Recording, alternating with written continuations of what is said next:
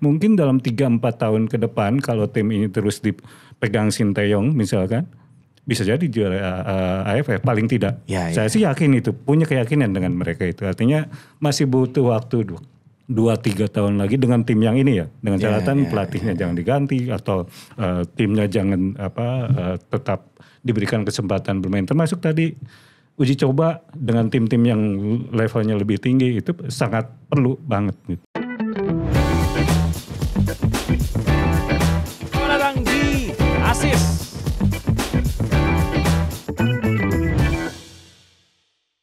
Hai outsider. Kembali lagi di konten Asis. Masih bersama gue Alvino dan kali ini spesial aku ditemenin sama senior aku dulu di tablet bola. Ini suaranya udah kedengeran. Ini Kang Yudi Octaf. Terus dulu. Ini menunggu seorang Yudi Octaf untuk balik ke layar kaca itu layaknya menunggu ribuan purnama gitu. Karena udah lama banget ya nggak balik ke layar kaca. Terakhir mungkin lihat ada di YouTube-nya Bang Valen, tapi kita taunya memang Kang Yudi Octaf kan dulu komentator di TV gitu ya. Cuma gue pengen tahu Kang, gue pengen tahu kenapa lu udah nggak beredar lagi di TV? Apa alasannya? Gue sih udah denger ya, mungkin banyak orang yang pengen tahu kenapa lu udah gak beredar lagi dan apa yang sedang lu tekuni saat ini? Oke, kenapa pertanyaannya tadi gue menghilang dari dunia komentator atau dunia podcaster lah. Lebih kepada jiwa gue selalu berusaha mencoba sesuatu yang baru. Selalu memerlukan atau men-challenge diri gue untuk hal-hal yang baru-baru gitu, Vino. Kebetulan belakangan setelah hilang dari dunia sport, lagi menata atau lagi membangun pertama ke dunia film. Setelah dunia film ke dunia perkopian. Sekarang lagi intens atau lagi mendalami dunia perkopian. Ya, karena sesuatu yang menarik dan kebetulan ada jualan kopi, ada kafe segala macam, lagi fokus di sana gitu. Selain memang berproduksi di dunia perfilman gitu, Vino. Oke, berarti mencoba fokus baru tuh. Jadi buat mungkin generasi millennials yang masih sering lihat Mas Yudi Octaf terakhir itu siaran Euro 2016, inilah jawaban dia kenapa dia belum terakhir comeback. 2016 ya benar. 7 tahun lalu ya benar. Saya penonton setia. Oke. Nah sekarang kita lagi siaran di studio 36 yang ada di kawasan BSD nih Kang. Jadi buat teman-teman yang nonton, kalau mau bikin konten, kalau bikin podcast dan segala rupa, mungkin studionya juga multifungsi, mau dibikin apapun, bisa datang ke Studio 36 di kawasan BSD. Nggak melulu lu yang tinggal di sekitar BSD, yang tinggal di Bogor, di Parung, di Lebak Bulus, di mana lagi di Tiga Raksa, di Kerawang, ya boleh lah kesini. Bogor gitu. juga boleh, Bogor juga boleh gitu kan. Gue lupa mulu ya opening ya. Jadi sekarang adalah segmen 1, yakni segmen Gocek. So far, we gonna talk about our performance, our national team performance di Piala Asia. Kebetulan sempat juga nonton Piala Asia di cafe Mas Yudi di Bogor. Kita ngobrol juga gitu kan. Terutama memang secara angka, kita main 4 kali, menang 1 kali, kemudian bikin 3 gol. Salah satu catatan yang membanggakannya adalah di fase grup di mana kita bisa membuat gol di setiap pertandingannya. Tetapi ada PR yang lebih besar lagi, ini kita kemasukan 10 gol dan gol terbanyak itu ya kita kemasukan di laga terakhir lawan Australia. Padahal federasi atau coach Shin udah banyak memanggil pemain-pemain baru yang mungkin secara culture sepak bolanya tumbuh besar di Eropa. Tetapi nyatanya kemasukan 10 gol gitu kan. Tapi ya it is what it is gitu. Udah selesai. Tapi gue melihatnya di luar angka-angka itu bahwa memang secara permainan enak dilihat gitu. Bahwa ini loh udah memberikan satu progres ya Coach Shin di timnas ini. Cuman kok endingnya sangat ini banget ya, sangat mengerutkan dahi banget sampai 4-0 lawan Australia gitu kan. Tapi kalau buat mereka yang percaya hasil, melihat hasil mungkin akan kesel. Cuman kalau mereka yang ngelihat bagaimana timnas berproses, timnas bermain, banyak juga yang suka dengan cara bermain Coach Shin walaupun hasilnya 4-0 gitu. Terutama ketika lawan Australia, walaupun ya kalah banyak tadi gue bilang, tapi mainnya bagus. Gimana menurut Mas Yudi? Oke. Apapun termasuk di dunia sepak bola, membangun tim itu kan tidak bisa instan. Walaupun dengan pemain-pemain sehebat apapun, pasti tidak bisa secepat bagaimana kita membalikan tangan. Apalagi sebuah tim yang bermain secara kolektif, walaupun pemain-pemainnya bagus, tapi pasti membutuhkan proses. Nah, tim yang kemarin bermain itu kan hampir sebagian besarnya adalah pemain-pemain yang baru dimasukkan. Bahkan juga bukan hanya ke dalam timnya, baru sebagai warga negara juga. Betul. Artinya kadang ada yang bilang Perancis juga dalam tanda petik naturalisasi gitu. Mereka itu lahir hidup dari awal di negara Perancis. Secara culture mereka culture Perancis. Di Inggris juga sama. Jadi bukan naturalisasi sebetulnya. Mereka keturunan tapi lahir dan besar di sana. Nah, kalau yang naturalisasi kan mereka lahir besar di tempat lain gitu. Tidak menurut saya tidak memahami kultur, tidak memahami bagaimana budaya dari pemain-pemain atau tim kita sendiri sebetulnya. Sehingga menurut saya sebetulnya bukan saya anti naturalisasi sama sekali tidak, tetapi proses-prosesnya itu butuh perjalanan panjang pasti. Mereka bermain oke, enak dilihat, tetapi sebagai tim saya tidak melihat ada jiwa yang kuat di dalam tim itu gitu. Itu masalahnya menurut saya sih. Jadi kalau melihat permainan oke, karena mereka memang sudah dibentuk atau lahir sebagian besar lahir di sepak bola Eropa gitu.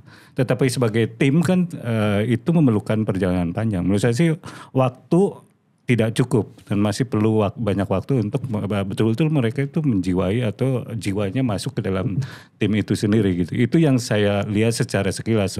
Walaupun saya udah lama tidak di dunia sportcaster, tapi tetaplah sedikit mengikuti. Termasuk kemarin kita nonton terus apa yang terjadi di Piala Asia itu sebagai salah satu bukti bahwa tim kita ini masih membutuhkan waktu proses untuk penyatuan tim itu sendiri gitu kalau menurut saya. Konsolidasi ya. Bagaimanapun 11 starting 11 yang biasa diturunkan ya mereka baru bermain. Hitungan bulan gitu. Betul. Baru bermain dalam waktu yang sekian bulan. Yang pendek sekali. Betul. Dan menurut saya sih masih itu dengan hasil itu pun sudah sangat bagus memang. Betul. Artinya saya melihatnya memang mereka itu masih butuh proses gitu. Masih butuh waktu untuk terus menjadi sebagai tim yang jiwanya sama-sama nyatu gitu. Dan itu saya tidak melihat itu gitu. Sebagai tim yang begitu fight segala macam. Ketika sudah kemasukan 1 gol, 2 gol, jiwa sebagai fighternya saya tidak melihat itu gitu. Memang mereka bermain oke, enak dilihat segala macam. Tapi bagaimana kedalaman sebagai sebuah tim yang satu itu saya tidak melihat di sana gitu.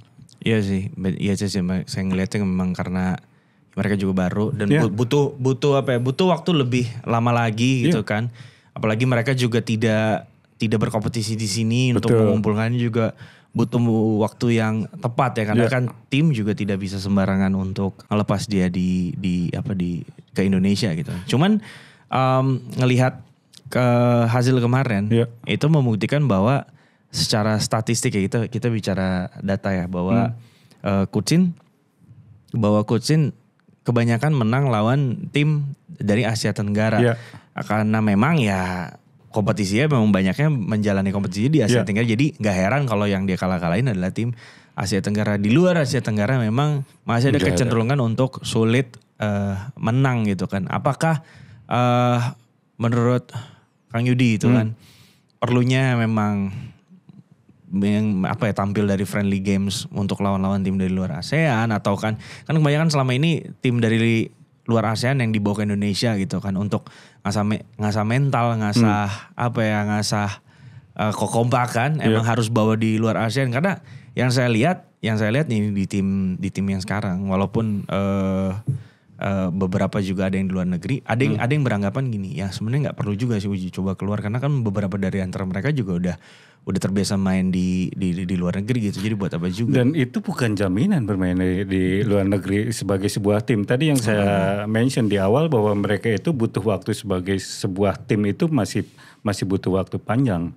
Masih perlu waktu untuk bagaimana betul-betul memahami karakter masing-masing. Mereka secara tim punya potensi, tetapi secara individu masing-masing. Tetapi sebagai sebuah tim, saya sebetulnya kalau boleh jujur belum melihat ini sebuah tim yang oke. Ya. Kalau sebagai personal enak dilihat, tapi sebagai sebuah tim ya bisa mengalahkan Vietnam. Ya memang harus. Kelasnya kelas kalau Asia Tenggara harus menang sama mereka gitu. Tapi ketika melawan tim-tim yang level Asia, Jepang, kita kelihatan sebagai tim yang bisa mengimbangi, bisa bermain segala macam, tapi ujung-ujungnya kan di hasil. Bahkan ketika melawan Australia, hasilnya itu fakta bahwa kenyataannya kita masih jauh. Itu 4-0 itu kan bukan hasil yang ya itu sesuatu yang fakta terjadi di lapangan, kenyataannya kita kalah besar gitu. Artinya apa? Gap kita masih jauh sebetulnya. Jadi jangan hanya melihat personal mainnya bagus, main di sini, main di pemain-pemain kita yang dinaturalisasi juga kan sebagian besar di timnya juga bukan tim level atas gitu, tim yang menang ke bawah sebetulnya di Eropanya pun gitu. Artinya bahwa mereka itu masih harus betul-betul mendalami sebagai sebuah tim itu masih butuh perjalanan panjang kalau menurut saya. Dan itu potensinya ada karena mereka masih sebagian besar masih sangat muda.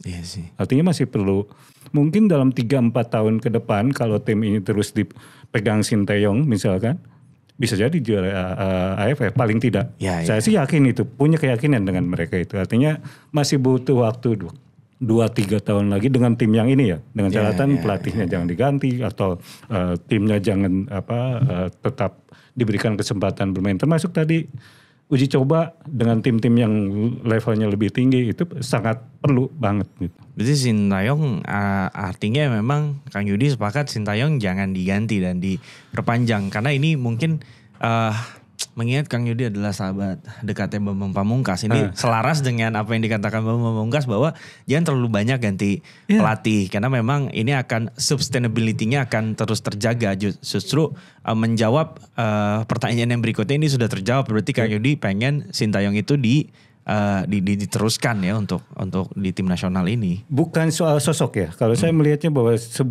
seorang pelatih itu harus diberikan keleluasaan waktu untuk betul-betul membangun karakter timnya.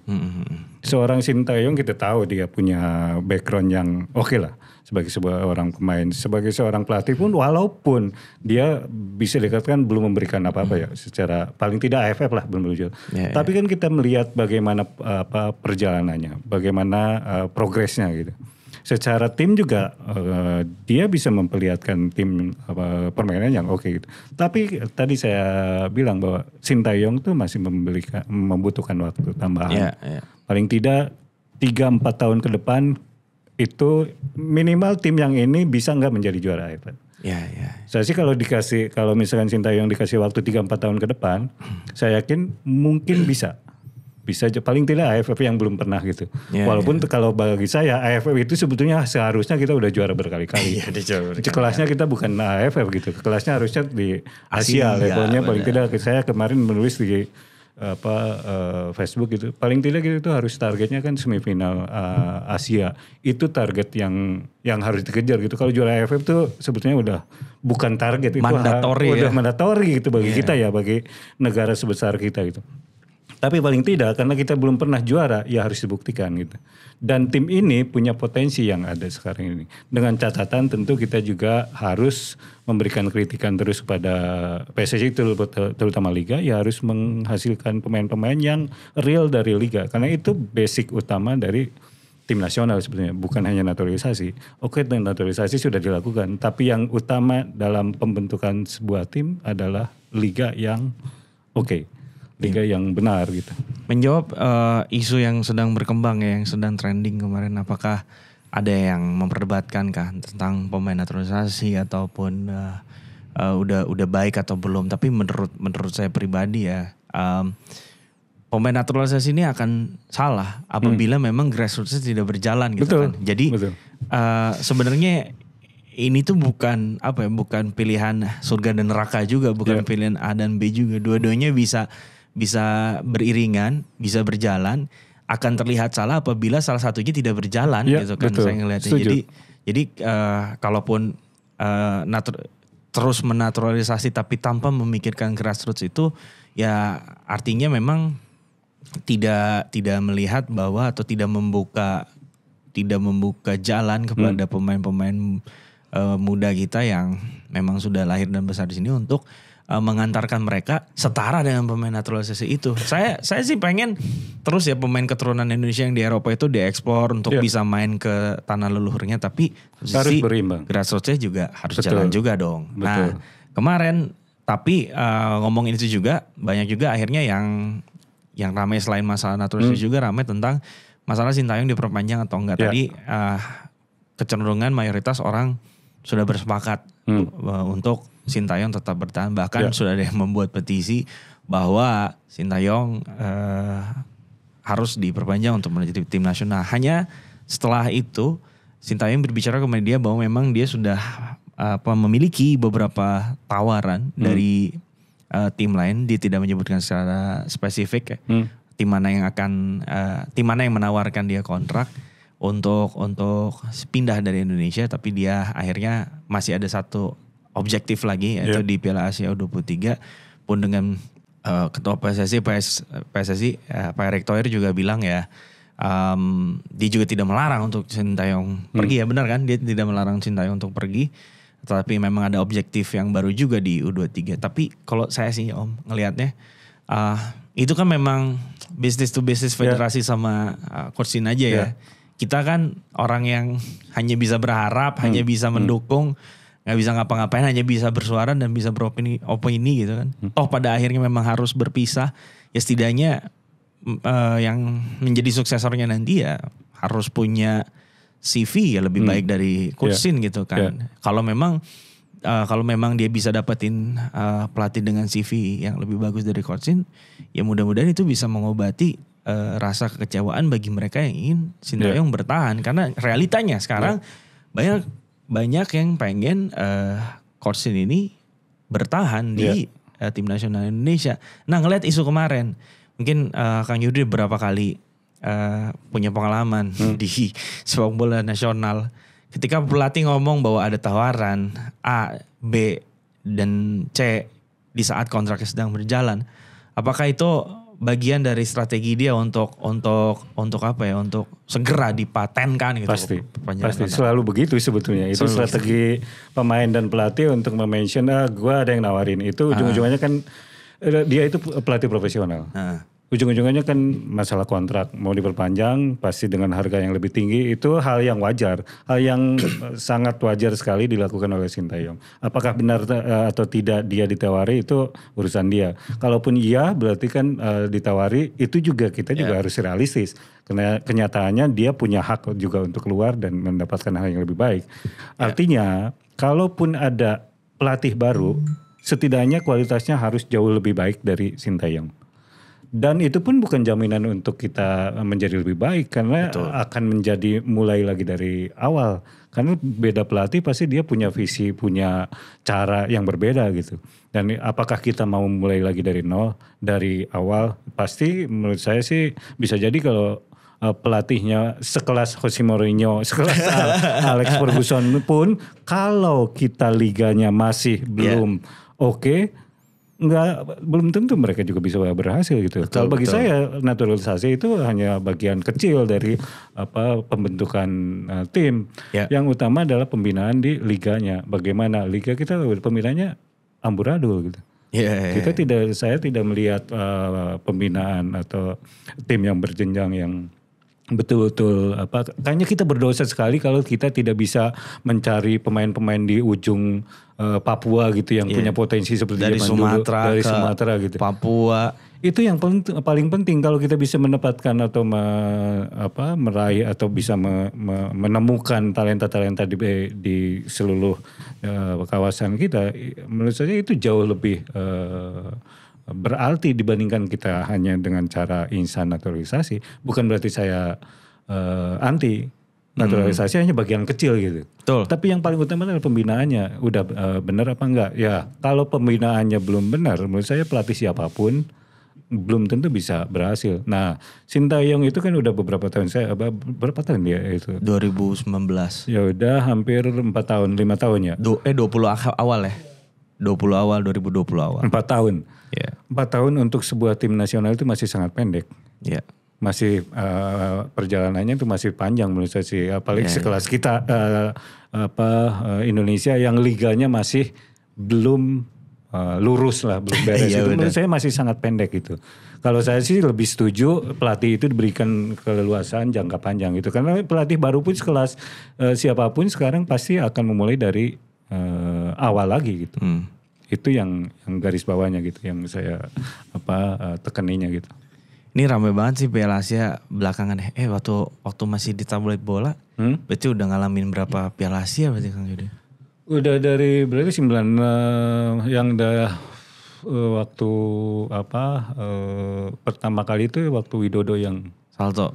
Tapi kan, itu nggak kesana nggak? Tapi kan saya kebetulan tidak di nasional sebetulnya gitu. Cuma mengikuti proses atau perkembangan Piala Asia dari pertama kali itu dari Widodo itu. Kemudian kalau liputan nonton aja sih itu 2000. Yang 2007 di tuan rumah ya. Ya tuan rumah sih itu agak aktif karena dia memang di sini gitu.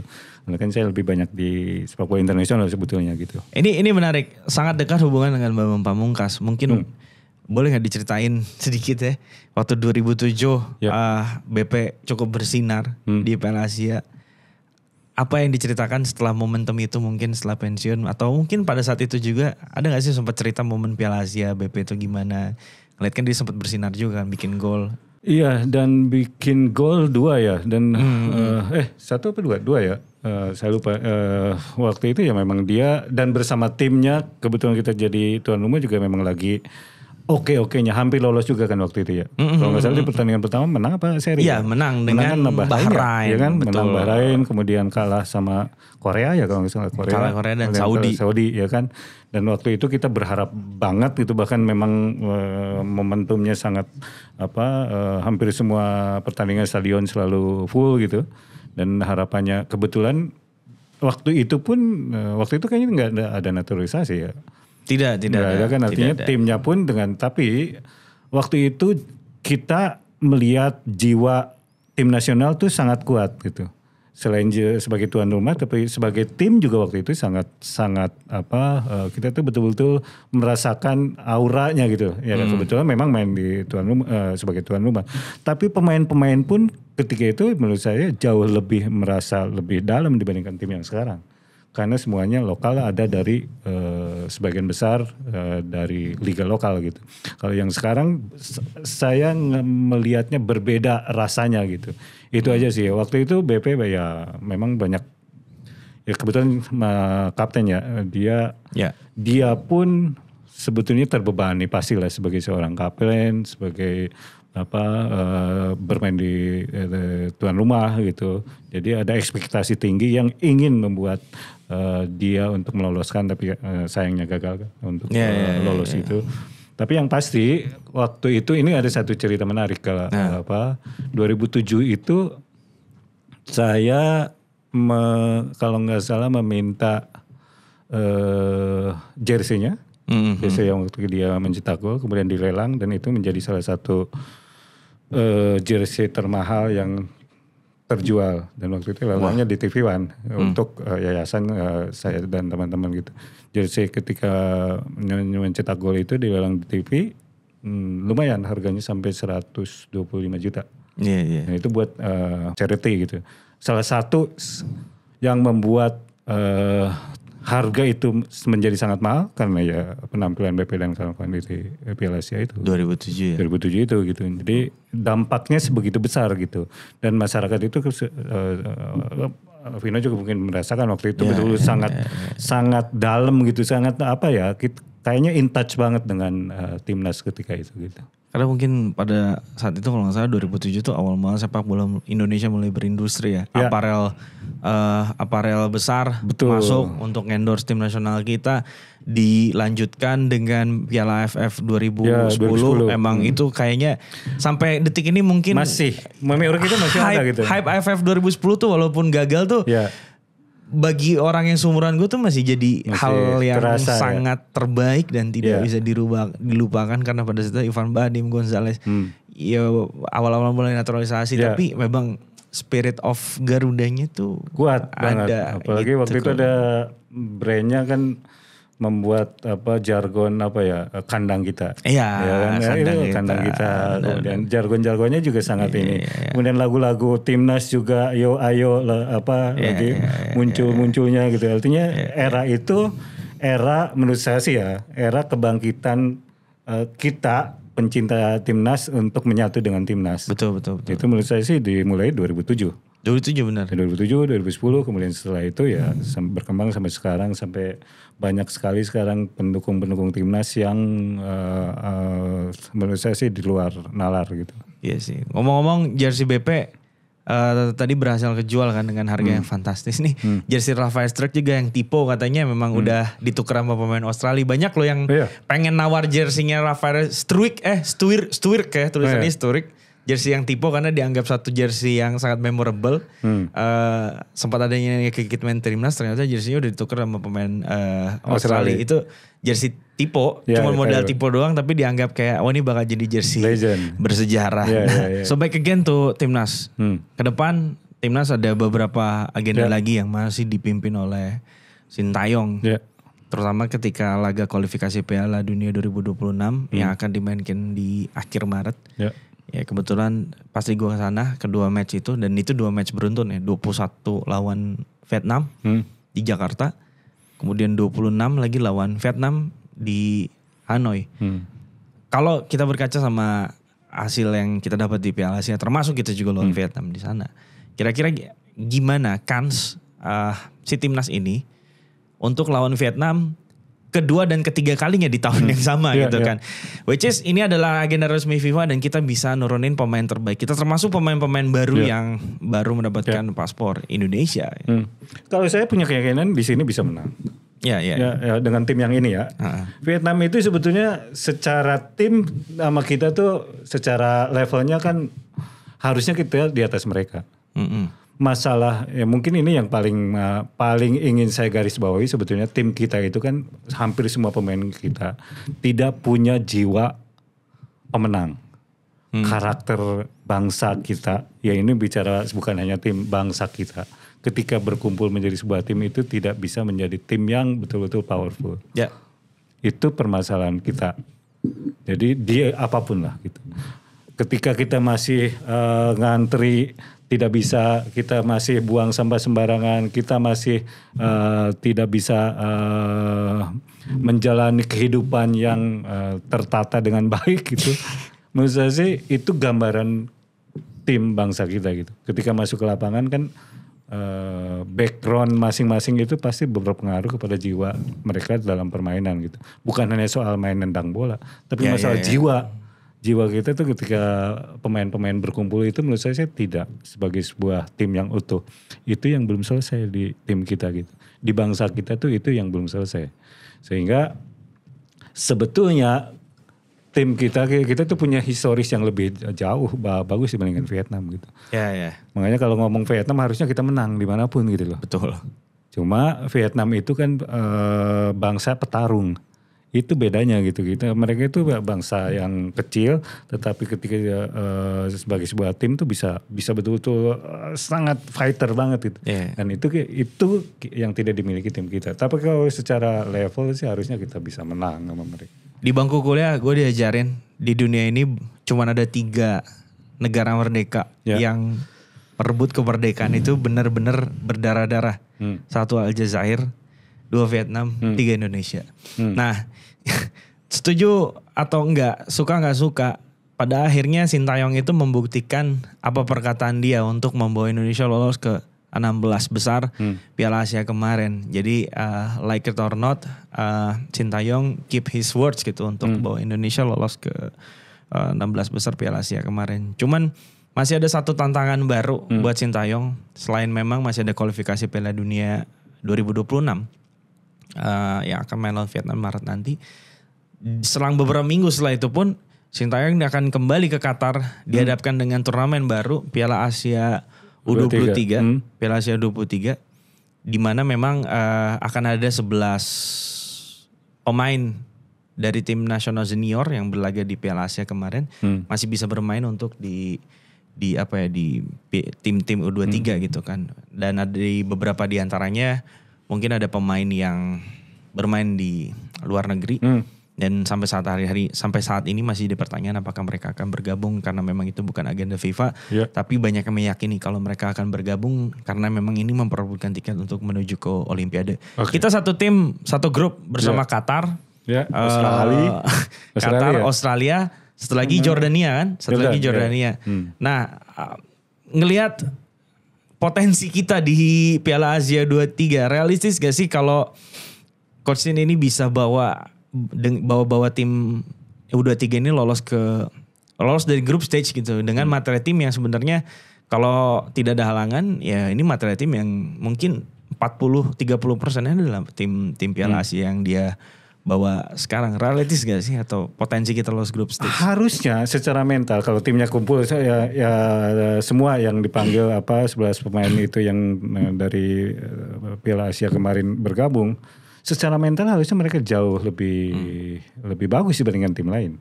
Nah, tim lain belum tentu pemain-pemainnya yang kemarin main di Piala Asia karena mereka betul timnas gitu. Kalau yang kita kan timnas tapi pemain-pemainnya banyak yang U23 gitu. Menurut saya kalau misalkan pemain-pemain itu sebagian besar bisa ikut, justru di situ ada potensi gitu. Paling tidak bersama Qatar harusnya kita bisa Qatar tuan rumah. Mungkin hitungannya imbang lah. Yordania kita harusnya ngejar kemenangan di situ. Australia bisa 50-50 gitu. Harusnya sama Australia jangan kalah juga. Paling tidak imbang gitu. Jadi kalau menurut saya ngejar 4 angka memungkinkan untuk lolos. 4 angka tuh udah angka paling aman lah ya. Aman untuk lolos gitu. Kan hampir sama ya dengan Piala Asia kemarin 4 grup. Kemudian ada Enggak, 2 grup teratas ya. Gak ada 3 terbaik ya Piala Asia U23. Langsung ke 8 besar ya? Ya setidaknya 4 angka tuh memang harus udah di tangan. Skor-skor bisa 6 dong. 6 atau 7 gitu kan. Artinya kalau secara pengalaman atau karena kan mereka baru banget bermain di Piala Asia dan juga tempatnya di Qatar secara aura, secara adaptasi cuaca juga sudah merasakan kemarin gitu. Kalau saya sih punya potensi tinggal bagaimana Sintayong melihat komposisi atau tim lain bisa nggak harusnya saya sih yakin harusnya bisa. Ya harusnya sih bisa karena saya rasa juga Australia U23, Jordania U23, Qatar U23 memang level yang kalau level U23 walaupun udah senior mungkin masih ada kans buat bisa dikalahkan sama U23 kita karena mungkin secara experience main di level internasional anak-anak U23 kita lebih punya experience banyak gitu karena banyak yang memang sudah ngatrol capsnya ke caps senior gitu kan. Selain U23 dan juga senior yang udah dibahas, kemarin juga ada tim nasional U20 kita asuhan pelatih Coach Indra Syafri yang bawa medali emas SEA Games U23 main di Kamboja yang baru beresin 2 pertandingan di laga turnamen invitasi. Yang pertama lawan Thailand, yang kedua lawan Uzbekistan. Dua-duanya tidak berhasil. Kalah lah, tidak berhasil terlalu sopan ya, kalah gitu.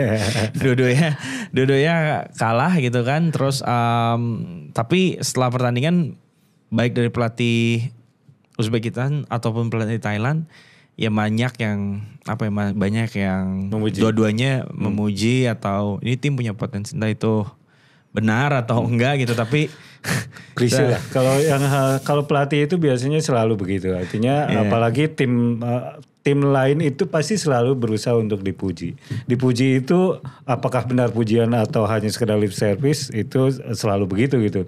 Dan itu etika seorang pelatih biasanya gitu. Kalau melihat tim lain itu pasti memberikan pujian, memberikan credit point. Tidak pernah pelatih lain mengkritik. Ngapain mengkritik tim lain gitu istilahnya gitu. Tidak ada kepentingannya untuk mengkritik tim lain. Yes. Pasti hampir seluruh pelatih itu biasanya suka meninggikan tim lain, kecuali kalau ada hal-hal yang misalkan tragedi di lapangan, itu pasti pelatihnya yang ini. Tapi kalau bermain biasa aja sih, pelatih lain siapapun dimanapun, mau di klub mau di ini, pasti akan memberikan kredit poin atau memuji tim lain. Iya betul. Karena ya itu invitasi ya, pada kenyataannya memang banyak PR dari timnas U20 itu. Setelah kalah 2 kali dari Uzbekistan, kalah dari Thailand di Gelora Bung Karno, jadi dua pertandingan kita kebobolan, 2 pertandingan juga kita tidak bisa mempertahankan kemenangan, dan akhirnya di akhir laga di press conference, di sesi konferensi pers, ya Coach Indra bilang hanya akan ada 17 pemain dipertahankan, dan bahkan Coach Indra juga membuka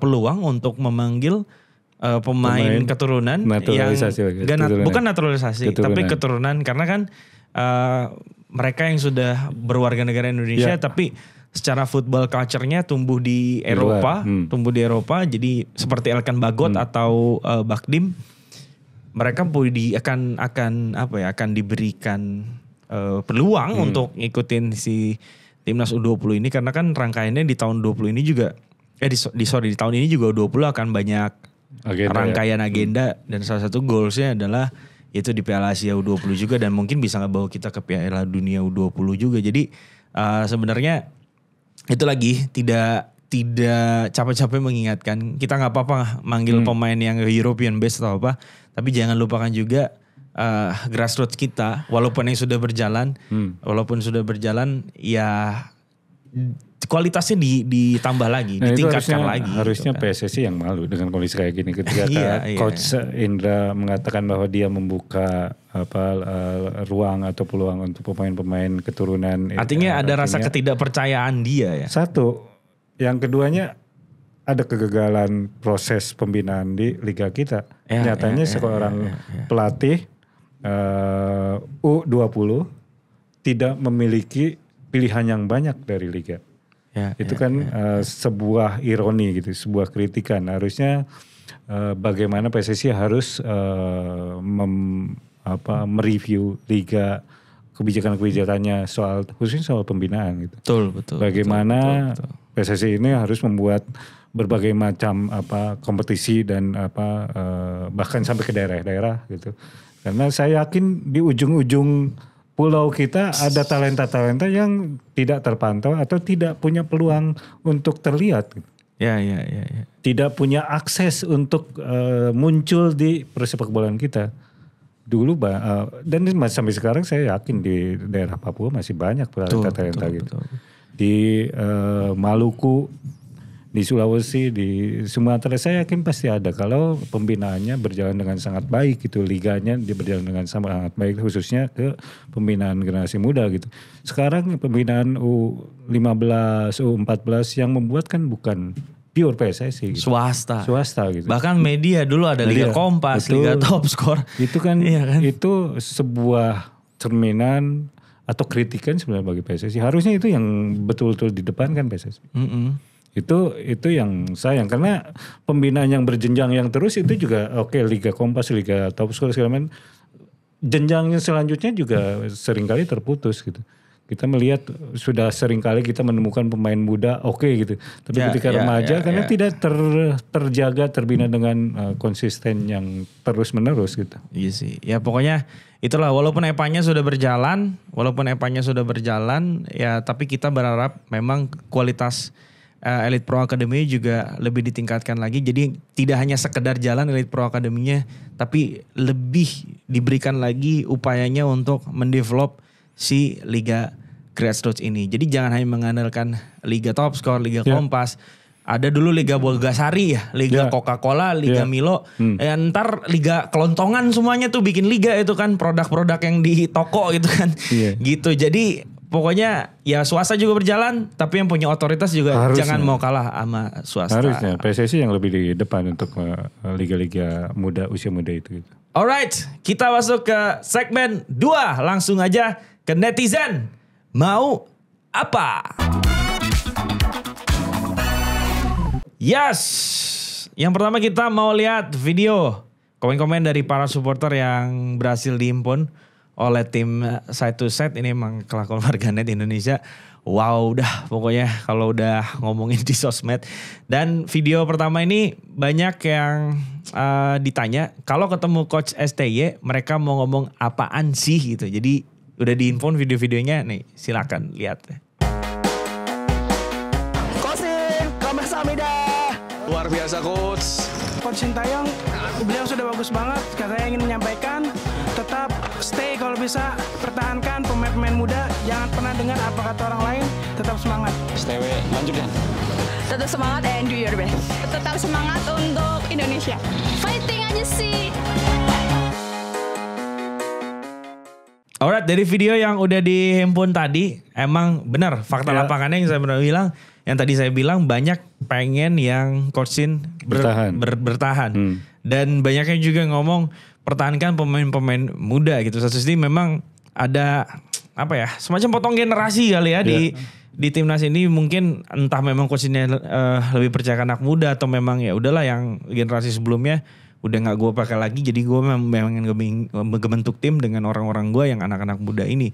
Tapi kesimpulannya adalah benar ini fakta lapangannya yang saya temuin di lapangan, yang temuin di sosmed. Itu warganet itu memang banyak pengen yang Coach Sin bertahan. So once memang ada yang kontra dengan mereka ya siap-siap aja kalian punya argumentasi untuk mempertahankan argumen melawan mereka yang mereka yang ingin Coach Sintayong stay gitu kan. Ya kalau selagi landasan argumennya berlandasan kuat, baik yang itu mau stay atau yang enggak ya nggak ada salahnya juga kan, adu pendapat juga gitu kan. Iya, kalau bagi saya sih bagaimana seorang pelatih itu kan harus punya ruang waktu yang cukup gitu untuk membangun. Setidaknya bagi saya sih Sintayong dalam 4 tahun ini cukup memberikan warna bagi tim nasional kita, bagi persepak bolaan kita. Apakah kita akan memutus? Saya sih nggak ada urusan dia mau perpanjang atau enggak sebetulnya. Dia mau diganti ya terserah, mau lanjut juga oke aja. Tapi bagaimanapun ketika diberikan kepercayaan seorang pelatih itu harus diberikan waktu yang cukup. 4 tahun bagi saya itu masih belum. 4 tahun itu belum ya? Belum bagi saya untuk seorang pelatih timnas Indonesia gitu. Bukan pelatih Inggris, pelatih Jerman yang jelas-jelas pemainnya kelihatan kelasnya di atas kita gitu. Tapi untuk seorang pelatih timnas Indonesia itu menurut saya tidak bisa dengan instan hanya 1, 2, 3 tahun saja. Masih perlu waktu. Nah kalau sudah diberikan waktu 3 tahun lagi paling tidak itu bagi saya sudah cukup. Kalau 2-3 tahun ke depan Sintayong tidak ngasih apa-apa, ya itu sudah waktunya diganti gitu. Tapi kalau saat ini menurut saya sih belum waktunya diganti. Tapi kalau mau diganti pun ya sekarang ngedatangin pelatih baru dengan akan memulai lagi dari awal lagi pun belum tentu jadi jaminan untuk bisa menghasilkan sesuatu nanti dalam 1-2 tahun ke depan. Artinya kita mau membangun perjalanan panjang atau terusan instan gitu. Pemain instan, pelatih pun akan terus begitu gitu. Seorang BP gitu dalam perjalanan karirnya, pelatihnya di timnas itu mungkin 20 tahun, pelatihnya mungkin hampir 20 orang juga gitu. Ganti-ganti. Artinya bahwa tidak ada konsistensi, itu yang paling penting gitu di timnas itu. Gitu. So next, kita lihat lagi riuhnya kolom komentar di Instagram Side to Side yang mengunggah pernyataan dari Elkan Bagot yang bilang kalau Piala Asia 2023 baru permulaan atau awal bagi timnas Indonesia era baru. Kita lihat komennya kayak apa? Ada dari Kok Joko, mindsetnya api. Kalau dulu kami sudah berusaha tapi lawan memang luar biasa. Oh ya, kalau dulu mungkin mindsetnya kita udah berusaha tapi lawan lebih baik gitu kan. Kalau Elkan ini kan kayak statementnya ini baru permulaan tim nasional yang baru. Mungkin iya itu kalau posisi benar. Tapi kalau dulu, kalau bukan dulu ya, kalau sekarang kalau di liga nih kalau preskon tiap kalah tuh gitu komennya gitu kan. Kita udah berusaha lawan memang lebih baik gitu. Padahal sebagai wartawan kan ngarepin pertanyaan yang quotable gitu ya. Oke, next dari Yunianto Dodi _Kurniawan. Betul. Liga bagus, pasti timnas juga keren. Yang harus dihilangkan budaya suap menyuap, junjung sportivitas. Menang kalah hal biasa, jangan terlalu fanatik sama klub bola asal daerah. Saya tidak akan menggarisbawahi suap menyuap karena itu bukan ranah saya gitu kan. Tapi kalau liga baik timnasnya akan bagus. Pasti. Formulanya emang seperti itu kan ya. Pasti. Kemudian Dwi Agus Kurnya nih apa? Kurniawan, Kurniadi, Kurnianto. Sabar menunggu kalian di usia matang. Jadi benar emang harus dikasih 3 atau sampai 4 tahun lagi. Karena memang meskipun mereka tumbuh di kultur Eropa tapi kematangan tuh kan bukan hanya dari sisi individualnya juga dari sisi kolektivitas tim juga memang ya. Betul. Justru itu yang paling penting. Betul gitu, ya. Untuk sebuah tim nasional ya sebagai tim kan kita bicara ngomong tim gitu. Konsolidasi timnya itu. Betul. Dari Nugrahawan_Firmansyah. Emang benar baru permulaan karena baru beberapa bulan. 2 atau 3 tahun lagi Garuda akan terbang tinggi. Semangat terus Garuda, ini positif sekali ini. Terima kasih Nugrahawan Firmansyah. Terus komen ya biar dibacain. 100 kali komen Anda dapat podcast sama saya di sini. War_Jok MJB ngebalas si Nugrahawan. Asal pelatih selevel Sintayong atau di atasnya. Itu tadi yang gue bilang. Pun harus menyudahi kerjasama PSSI dan Sintayong yang memang ini kita nggak punya kuasa juga di situ ya. Harus menyudahi. Ya kalau bisa memang yang secara CV atau pembuktian ya di atas Sintayong. Iya gitu. Paling tidak selevel lah sama gitu paling tidak. Justru kalau lebih tinggi ya lebih bagus lagi. Harusnya sih lebih tinggi ya. Andre Prayogo 0108. Ini password handphonenya kali 0108. Tolonglah kualitas liganya di-upgrade lagi. Nah, itu aja sih pesan buat PSSI. Liga yang bagus menghasilkan timnas yang bagus juga. Anda adalah orang yang ke 2357 yang saya saksikan ngomong seperti ini. Jadi saya menunggu orang yang ke 2378 buat komen-komen yang seperti ini. Banyak orang ngomong liganya perbaiki. Emang terakhir semalas apa sih Kang Yudi ngelihat Liga Indonesia tuh? Nah ini jujur aja gitu. Untuk nonton ke stadion pun gimana ya gitu. Artinya bahwa saya bukan anti sama sekali enggak gitu. Nonton sepak bola itu dimanapun itu sebuah jiwa gitu. Tapi untuk nonton sepak bola liga lokal jujur aja malas gitu. Kenapa? Karena banyak hal tentu. Ya kita berharap liga itu kan mulai dari mental, mulai dari wasit, mulai dari lapangan segala macamnya yang kita harus masih terus kita tingkatkan gitu. Itu yang saya tidak melihat dorongan kuat bagi kita, bukan penggemar fanatik itu yang mau datang ke stadion untuk melihat gitu. Artinya bahwa level kita tuh di liganya saya belum menemukan sesuatu yang menarik untuk kita datang ke stadion. Betul. Karena kalau dianggap segmented ya benar segmented hanya untuk pecinta bola aja, tapi bagaimana liga juga bisa menjangkau orang yang memang jauh lingkungannya dari sepak bola untuk mau hadir datang ke stadion. Oke, pesan hari ini adalah perbaiki kompetisi di dalam negeri, pembinaan usia dini dan pencarian bakat-bakat Indonesia di luar negeri bukan satu pilihan surga dan neraka, tapi dua-duanya harus beriringan. Oke, thank you. Sebelum pamit, gue mau ngucapin thank you buat Studio 36 BSD yang udah nyediain tempat keren dan ajaib ini. Tempat yang membuat saya setiap hari harus kesini dan dengan semangat sekali. Tepuk tangan buat kru di belakang layar. Ya. Oke, 2024 kita harus cuan. Dan buat UMKM juga yang mau tambah cuan dan mau cuanin kita, langsung aja promoin produknya di sini. Nanti bisa hubungin via Instagram side to side. Oke, terima kasih. Atur nuhun Kang. Sama-sama. Sampai jumpa di episode berikutnya. Ciao. Saya Vino dan Kang Yudi. Sampai jumpa. Bye.